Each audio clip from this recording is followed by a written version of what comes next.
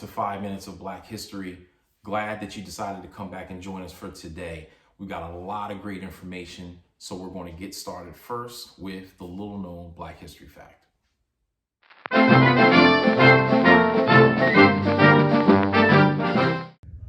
As early as the 1650s, enslaved Africans escaped into the American wilderness to form their own separate communities, a New World adaptation of an African form of resistance called Maroons. These Maroons set up small communities in swamps or other areas where they could not be likely discovered. Although most focused on their own survival, that is building homes, raising crops and livestock, as well as fortifying the community against attack, others engaged in guerrilla warfare against neighboring plantations and provided a base to which other fugitives could flee.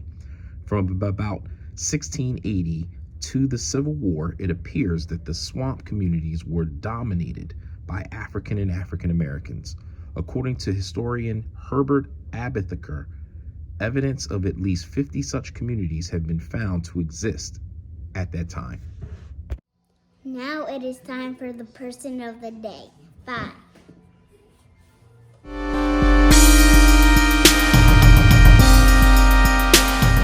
Today's person of the day is a gentleman by the name of Joseph Laroche. So if you've ever heard of the story of the Titanic, you know what happened, right? It sank. But for a black kid like me when I was younger, I wondered, was there any black passengers on the ship? I knew there were servants, but what about passengers? This gentleman was the lone black passenger. He actually came from France with his wife and 2 children, and his wife was pregnant at the time, and they were going to Haiti because he needed a new job, right? He needed to support his family. And he actually went to France as a kid at 15 to learn how to be an engineer. Again, you know the story of the Titanic. It sank due to crashing into an iceberg. So what he did was made sure that his wife and children made it on one of the 16 small boats that went back to safety. So again, that's our person of the day, Mr. Joseph Laroche. Now it is time for story time. Enjoy it and have fun. Bye.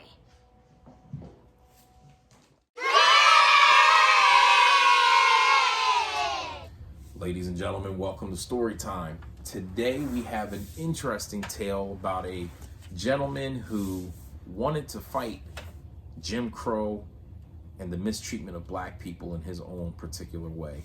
His name was Harold Hale, and Mr. Hale grew up in the Jim Crow South. And in the Jim Crow South, state of Alabama, people didn't treat black folks nicely, clearly, but so much was the racism and so much was the idea of black inferiority that black people weren't called Mr. or Miss. They were called by their name or boy, gal, whatever.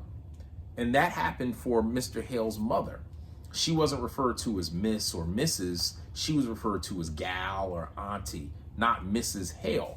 And that really bothered Harold. It really did. It stuck with him throughout his entire life. And so he had a plan. He did get married one day and his wife conceived and they had a little girl. And he asked his wife a very interesting request. And he said to her, he said, "Linda, can we name her Miss? M-I-S-S. That was her name, Miss Hale." So you might know where I'm going with this.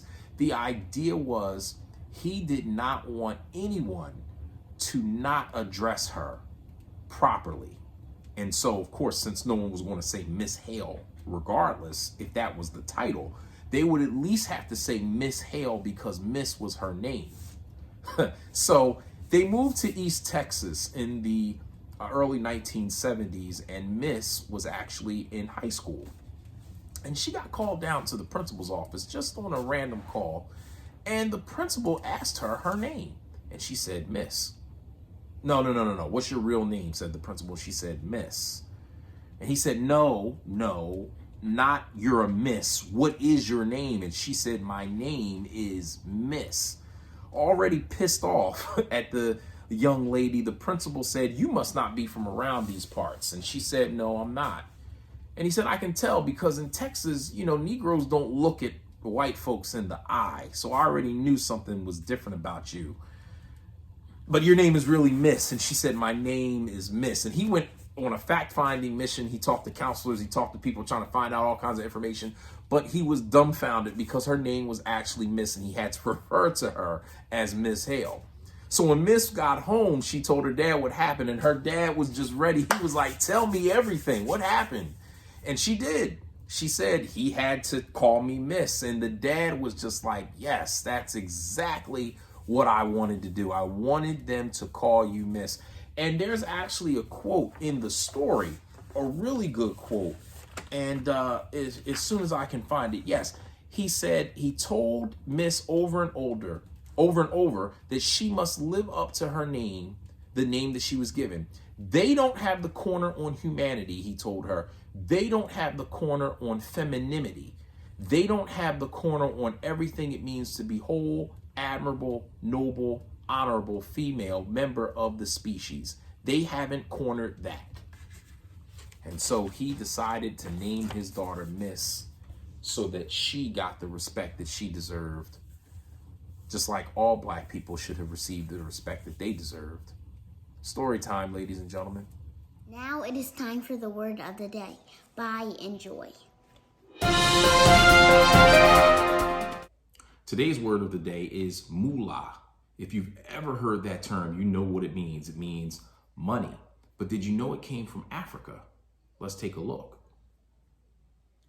Moolah comes from the Bantu mulambo, which means receipts, tax money, money, wealth, and in Black English, you'll hear said, give me some moolah.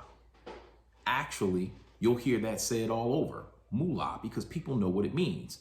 But the reality is that it comes from Africa, and it is an African term. Today's word of the day.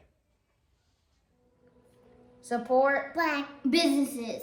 Support Black businesses. I said it first, none of you.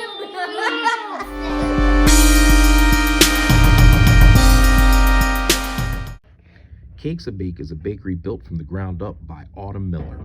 Founded in 2011 and located in Sicklerville, New Jersey, Caste a Bake was a 2020 finalist in the Greatest Baker Contest.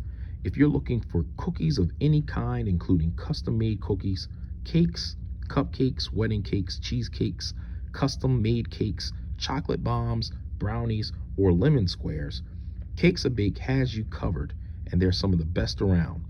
But unlike other bakeries, this bakery specializes in lactation treats, offering breastfeeding moms a variety of lactation cookies and or brownies. You can find Caste a Bake on IG at cakes_a_bake. And you can also view the bakery store and order products from their website at www.cakesabake.com. Caste a Bake is a Serve Safe certified store. So full disclosure, guys, Caste a Bake is my wife's company. She's a baker, and she does miraculous, amazing work. And I'm not just saying that because she's my wife. I mean, of course, I'm gonna support my wife, but trust, I wouldn't be saying so if her stuff wasn't good. And she does all kinds of stuff. Cakes, cookies, cupcakes, cheesecakes. She does it all. Her cookies are to die for. And take a look at this cake that she just did last weekend. Miraculous. It's awesome. She does all kinds of stuff, but her specialty is lactation cookies. So for new moms who are looking to produce more milk for their babies, come see my wife. She has the bomb lactation cookies. And fellas, you can even partake. It's not gonna make you produce anything. They're just good to eat. So again, Caste a Bake, my wife, come support. Thanks again for this. This is our last episode of 5 Minutes of Black History. We appreciate you being with us for the whole month of February. We hope that you learned a lot this month. We hope that you took in so much information. We hope to be back here next year for you to provide more good Black history for you to learn, for you to know, and to take to wherever it is that you're going, whether you're a teacher or a parent or whoever or whatever. We want you to take this information, use it, teach it to someone else. We thank you once again. See you next year.